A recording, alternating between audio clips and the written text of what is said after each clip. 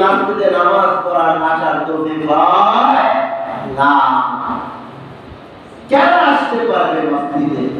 যারা আল্লাহর কথা আগাইতে পারবে, আল্লাহ পাক বলেন, কুল ইন্নাল্লাহা ইউদিল্লু মান ইয়াশা ওয়া ইয়াহদি ইলাইহি মান আনাব।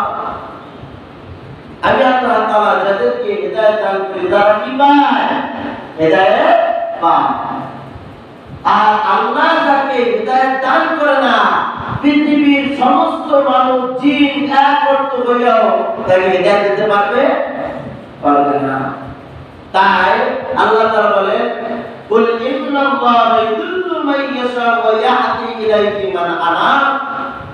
আমি আল্লাহ তাআলা যাদেরকে কবুল করি, যাদেরকে ভালোবাসা দেই, মহব্বত করি, কুদরতি নজর দেই তাদের প্রতি, তারাই